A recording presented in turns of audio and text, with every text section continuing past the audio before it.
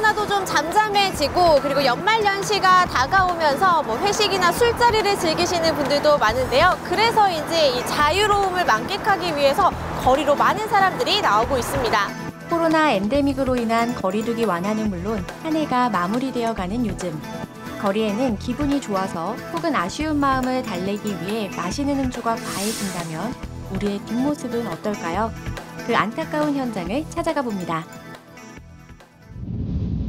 자유로움을 만끽하고 즐기는 사람들이 많아질수록 발생하는 여러 가지 문제점들이 있는데요. 이곳에 가면 어떤 문제들이 있는지 알 수 있다고 합니다. 함께 알아보러 가보시죠. 2023년 전국 지역 경찰관서 가운데 치안성과 최우수 평가에서 전국 2위로 선정된 원주경찰서 단계지구대. 코로나도 좀 잠잠해지고 연말연시가 다가와서인지 술자리도 많아지고 이걸 즐기시는 분들이 많더라고요. 예. 그렇게 되면 이 지구대에서도 굉장히 바쁘시고 여러 가지 문제점들이 발생할 것 같은데 어떤 문제들이 발생하나요? 아무래도 그 사회적 거리두기가 끝나면서 야외 활동하는 사람도 많으니까 주치자가 많이 늘었어요. 술에 취한 상태에 있는 사람을 주취자라고 하는데요. 우리나라 특유의 포급 문화와 술에 관대했던 오랜 전통이 이어지면서 지금까지도 사회적 문제로 인식되고 있는 것이 문제라 할 수 있는데요. 일단은 뭐 술에 많이 취해 계신 분이잖아요. 그럼 네. 대응하기가 쉽지 않을 것 같은데요. 일단 의사소통이 안 되니까 뭐 어떤 걸 말하는지도 잘 모르겠고, 그리고 이제 다른 사람한테 갑작스럽게 시위 거는 등 이제 뭐 다른 사람한테 피해를 주는 경우도 종종 발생하고요. 그리고 너무 무분별하게 주치아 신고가 들어오다 보니까 이제 정작 도움 필요한 사람들 긴급 신고에 대한 이제 출동이나 수동 조치에 대한 이제 치안 공백이 조금 발생할 우려도 있고요. 그러니까 단순히 주치자만의 문제가 아니라 그걸로 인해서 다른 일들을 해결하는 데도 문제가 생기는 거네요. 네, 그렇죠. 새내기 해양 경찰관들이 지역 행사장에서 술에 취해 난동을 부리던 남성을 신속하게 제압해 불상사를 막았습니다. 술에 취한 승객이 갑자기 택시기사의 뒤통수를 때립니다. 술에 취해 행인과 경찰을 잇따라 폭행한 40대 남성이 경찰에 구속됐습니다. 경찰 매뉴얼에 따르면 주취자의 경우 무엇보다 여러 범죄의 표적이 될 수 있기 때문에 보호가 필요합니다. 게다가 의료 지식이 부족할 수밖에 없는 경찰 입장으로서 술에 취한 경중을 떠나 대응에 있어 어려움이 따를 수밖에 없는 것이 현실입니다. 주치자들의 경우에는 뭐 이렇게 술에 많이 취했으니까 귀가 조치를 시켜야 하는 경우도 있지만 술에 취해서 다치거나 뭔가 사고가 발생했을 때 어떻게 또 대응을 하시는지 궁금하거든요. 일단 현장에 나가서 정상적인 의사소통이 되고 뭐 본인의 주거지를 말씀하시고 하면은 이제 저희가 귀가 조치를 시켜드리면 좋은데 그렇지 않고 이제 의식이 없는, 그러니까 의사소통이 안 되는 분들도 많아요. 네. 그런 분들 같은 경우는 일단 뭐 도로나 길에 그냥 누워 계시는데 그대로 방치할 수는 없으니까 일단 지구대로 일시적으로 일단 보호 조치를 하거든요. 근데 보호 조치를 해도 그분들이 뭐 이제 외관상 어떤 뭐 상처나 이런 폭행이 보이면은 구급대를 통해서 응급 조치를 하는데 그런 게 아니라 외관상 어떤 상처가 없는데 의식 자체가 없는 사람들, 그러니까 그런 분들은 이제 저희가 의료 전문가가 아니다 보니까 의학적으로 무슨 문제가 있는지 외관만 보고 판단하는데 좀 어려움이 있었거든요. 네, 경찰로서도 뭔가 어떻게 해야 될지 모를 때 대처하기 굉장히 어려우셨을 것 같아요. 네, 일단 보호 조치를 해도 외관만 보고 이제 저희가 이 사람이 의학적으로 무슨 문제가 있는지 판단하기 어려운 부분이 있었는데 이런 부분을 해결할 수 있는 방안이 원주에 마련이 돼서 많은 도움이 될 것 같습니다. 때문에 전국에서 22번째, 강원도에서는 처음 원주에 개소한 주취자 응급의료센터가 주는 의미가 남다를 수밖에 없습니다.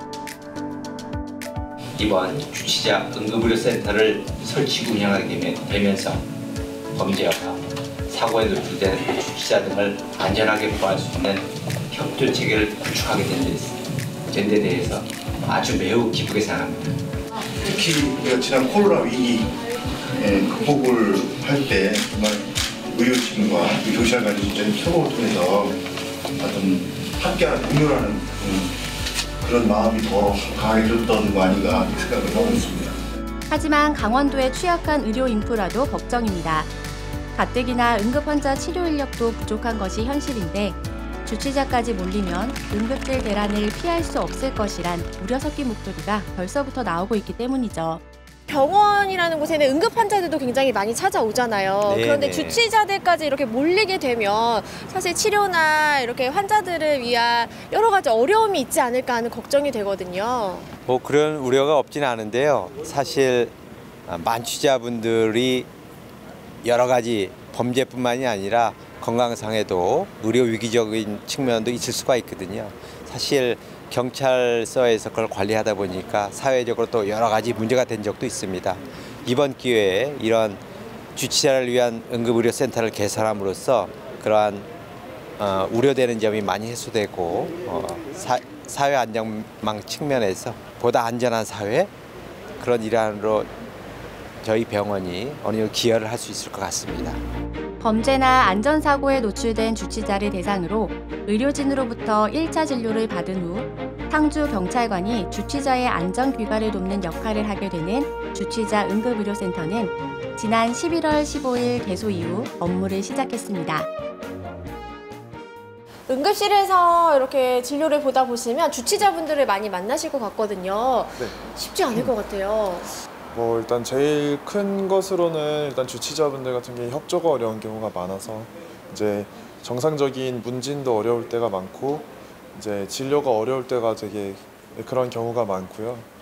그리고 아무래도 주치자분들 같은 경우에 이제 폭력적인 경우도 있어서 이제 그런 경우에 사실 이제 의료진들이 그런 걸 제지하거나 이런 게 사실 이제 물리적으로 힘든 점이 많습니다. 뿐만 아니라 생명을 구하기 위해 출동에 나선 119 구급대원들도 예외는 아니었는데요. 가해자 10명 중 9명이 주치자에 의한 폭행이라고 할 만큼 주치 폭행 사례는 도를 넘어서고 있는 실정. 강원도 내 최근 3년간 주치자 관련 112 신고는 약 6만 4천여 건으로 하루 평균 56건이 접수 처리되고 있습니다.